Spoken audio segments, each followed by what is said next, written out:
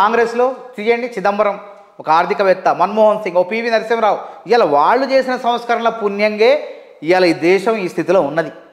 ఇవాళ నువ్వు నల్ల నోట్ల రద్దు నల్లధనాన్ని తీసుకొస్తానన్నావు, తెచ్చినవా? కాలాధన్ లాయింగి అన్నావు, 15 లక్షలు అన్నావు, అకౌంట్లో వేసినవా? అట్లేగా అధికారంలోకి వచ్చి కూర్చొని ఇలా వ్యవస్థలన్నింటినీ తొక్కిపట్టింది. ఏం జరిగిందని, ఏం ఒరిగిందని నీకు? ఏడాదికి 2 కోట్ల ఉద్యోగాలు అన్నావు. ఇలా నేను చెప్తున్నా, కేంద్ర ప్రభుత్వ రంగ సంస్థల్లో దాని అనుబంధ రంగ సంస్థలు ఉంటాయి. మన దగ్గర 70-90 కార్పొరేషన్లు, అట్లా రాష్ట్ర ప్రభుత్వ రంగ సంస్థల్లో, అట్లా కేంద్ర ప్రభుత్వం దాని అనుబంధ సంస్థల్లో మొత్తం 30 లక్షల ప్రభుత్వ ఉద్యోగాలు ఖాళీగా ఉన్నాయి. ఎందుకు భర్తీ చేయట్లేదు అంటే, నువ్వు భర్తీ చేస్తే ఎస్సీ, ఎస్టీ, ఓబీసీ వీళ్ళంతా చేరతారు. వాళ్ళు ఎదగటం ఇష్టం లేదు, ఉద్యోగాలు భర్తీ చేయడు, మందిరం కడతాడు. కాంగ్రెస్ పార్టీ అధికారులకు పనిచేస్తుందా?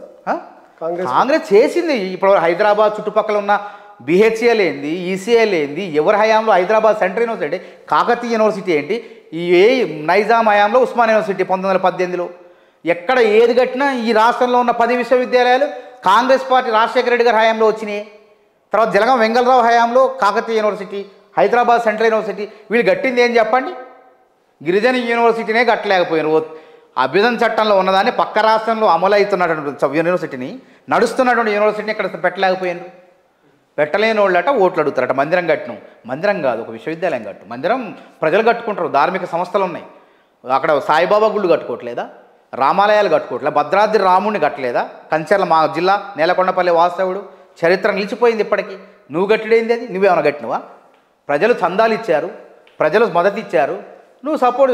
ఆ రోజు మరి ఏ సంఘటన జరిగినా కాంగ్రెస్ పార్టీ అందరికీ అండగా ఉన్నది. దేవుడికి పార్టీకి సంబంధం లింక్ పెట్టొద్దు దయచేసి. ఎందుకంటే ఇప్పుడు భారతదేశం ఇది, భారతదేశంలో ఇప్పుడు అందుకే అంబేద్కర్ కూడా అంటాడు, కుల పునాదుల మీద, మత పునాదుల మీద ఒక నీతిని కానీ ఒక జాతిని కానీ నిర్మించలేమంటాడు అంబేద్కర్. ఆ మాత్రం మళ్ళీ అంబేద్కర్ని పట్టుకొని మాట్లాడతారు, పొగుడతారు. మతం మీద రాజకీయం చేయాలని చూస్తారు. చెప్పండి, డబ్బున్నోడే రాజకీయ నాయకుడు అయితే ఈరోజు అంబానీ ప్రధానమంత్రి కావాలా? వేరేవాడు ఎందుకు అవుతారు? లేకపోతే అదానీ కావాలా? అట్లా కాదు కదా. ఒక మతం అని భారతదేశం అంటేనే భిన్నత్వంలో దాన్ని గొప్ప భావాన్ని మనం కాపాడాలి. అరే మన దగ్గర ఒక ఇస్లామిక్ కల్చర్ ఉంటుంది, ఒక హిందూ కల్చర్ ఉంటుంది, ఒక జైన్ ఉంటుంది, ఈ నార్త్ ఈస్ట్ పర్షియన్లు ఉన్నారు, ఎన్నో అన్ని రకాల గోవా ఎవరున్నారు? గోవా పోర్చుగీస్ వాళ్ళు, మొన్నటిదాకా వాళ్ళ చేతుల్లో ఉంది. అన్ని సంస్కృతుల సమ్మేళనం ఈడ. ఈ మట్టిలో పుట్టిన వాళ్ళు ఈ మట్టిలోనే కలిసిపోతామన్నారు. వాళ్ళంతా వివిధ మతాల్లో ఉండొచ్చు, వివిధ విధానాల్లో సిద్ధాంతాల్లో ఉండొచ్చు, కానీ మేము ఈ దేశంలోనే ఉంటాం, ఇక్కడే ఉంటాం, ఈ దేశం కోసం కొట్లాడినాం, మాకు పాత్ర ఉందన్న వాళ్ళని మనం ఎట్టబయటికి బొమ్మంటాం? చెప్పండి. పోయేవాళ్ళు పోయారు, ముస్లిమ్స్ పోయారు, కొంతమంది ఇక్కడే ఉన్నారు, స్వతంత్ర కోసం పోరాటం చేశారు, నైజాం విముక్తి కోసం ఇక్కడ పోరాటం చేసి బలయ్యారు. మీలో ఎవరైనా బలయ్యిందా? చెప్పండి, ఒకటి పేరు చెప్పండి. అరే బ్రిటిష్ వాళ్ళ బూట్లు నాకిర్రు క్షమాభిక్ష పెట్టమని. 14 సీట్లు కాంగ్రెస్ పార్టీకి వస్తున్నాయి, 3 సీట్లు ఎవరెవరికి వస్తున్నాయన్నా ఇంకా అది ఎవరికో ఎక్కడో చెప్పలేము. అయ్యి బీఆర్ఎస్కి ఎన్ని వస్తాయి? ఇంకా బీఆర్ఎస్ కూడా కష్టంగా ఉంది అసలు. ఒకటి మెదక్ అంటారు, అది ఏమన్నా అది కూడా కష్టమే. ఎందుకంటే నీలం మధుకి బీఆర్ఎస్కి మధ్య పోటీ ఉంది అక్కడ, కాబట్టి అది కూడా కష్టమే బీఆర్ఎస్కి. బీజేపీకి ఇక్కడ పోటీ లేదా? బీజేపీకి నేను చెప్పింది కదా, ఇట్లనే ఉంటుంది, వాళ్ళు చెప్పుకోవడం తప్ప. అసెంబ్లీ ఎన్నికల్లో 8 సీట్లు వచ్చినాయి, ఇంకేముంది? మేము అది మందిరం కట్టినాం, అక్షింతలు వేసినాం, అక్షింతలు పంపించినాం, ఓట్లు ఎవడేస్తారండి జనాలకి? ఇవన్నీ ఎందుకండి? కడుపు నిండాలి వాడికి. నా కుటుంబంలో నా కొడుకు పీజీ చదివిన కొడుకు ఉద్యోగం వచ్చిందా? లేదంటే పిహెచ్డీ చేసిన వాడికి ఉద్యోగం వచ్చిందా? గిరిజన యూనివర్సిటీ కట్టారా? బయ్యారం ఉక్కు ఫ్యాక్టరీ పెట్టారా? కాజీపేట కోచ్ ఫ్యాక్టరీ వచ్చిందా అని చూస్తారు తప్ప, మందిరం నువ్వు కట్టకపోయినా ప్రజలే కడతారు. మా దగ్గర భద్రకాళి వరంగల్ ఉంది, భద్రకాళి 20,000. బీఆర్ఎస్ వాళ్ళు ఏమంటున్నారంటనా, బీజేపీ ఈ రాష్ట్రంలో బీజేపీ కాంగ్రెస్ ఒకరికొకరు సహకరించుకుంటున్నారంట. కాంగ్రెస్ ఏమంటుంది అంటే బీఆర్ఎస్ బీజేపీ 2 ఒకటే, మమ్మీ డాడీ పాత్ర అంటారు. ఇప్పుడు మీరు ఎందుకంటే కాంగ్రెస్ పార్టీలో ఉన్నారు, గతంలో బీఆర్ఎస్లో ఉన్నారు కాబట్టి కొద్దిగా ఇంటర్నల్ గా మీకు విషయాలు తెలిసాయి కాబట్టి. నేను ఇంటర్నల్ గా అందులో ఎక్కువ రోజు నేను చెప్పాను కదా, నేను అక్కడ నాయకుడికి బీజేపీకి ఇంటర్నల్ లింక్. ఇప్పుడు బీజేపీ కాంగ్రెస్ పార్టీలో నాయకుడు అధ్యక్షుడు పార్టీ అధ్యక్షుడు రేవంత్ రెడ్డి గారికి అది సన్నిహితంగా ఉన్నా. నేను అక్కడ ముఖ్యమంత్రి కేసీఆర్కి ఒక్కరోజు పోయి భోజనం చేసిన అంతే, ఇది చేరిక రోజు అంతే. ఆ తర్వాత నేను కలవడానికి అవకాశం లేదు. ఆయన హాస్పిటల్లో పడ్డారు, తర్వాత కేటీఆర్ గారు వాళ్ళ పనులు వాళ్ళ, కానీ ఏ రోజు కూడా దగ్గర లేదు. బీజేపీకి సంబంధం ఉందా?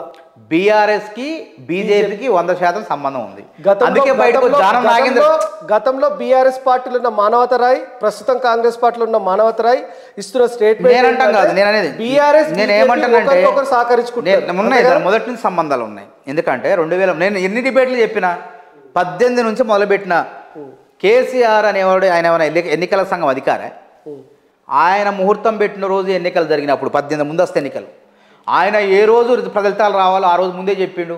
ఈయన ప్రెస్ రిలీజ్ చేసిండు, ఆ ఎలక్షన్ సంఘం ఎన్నికల సంఘం విడుదల చేసింది. అది నరేంద్ర మోడీ గారికి మోకరిల్లిన తర్వాత ఆ రోజు చెప్పిన బీఆర్ఎస్ బీజేపీ వేరు కాదని చెప్పిన.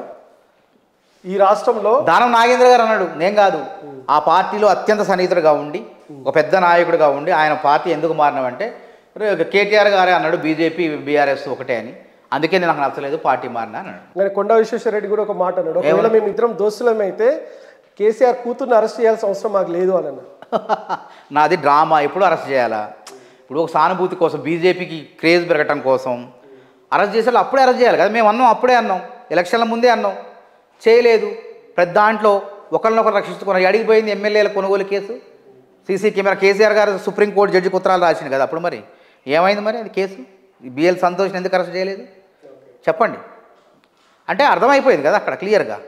తర్వాత ప్రతి ఎన్నికల్లో వాళ్ళు సహకరించిన జిహెచ్ఎంసీ ఎన్నికల్లో లింగోజీ కూడా కార్పొరేటర్ చనిపోతే, బీజేపీ సిట్టింగ్ అభ్యర్థి చనిపోతే బీజేపీ సానుభూతితో గెలవాలా?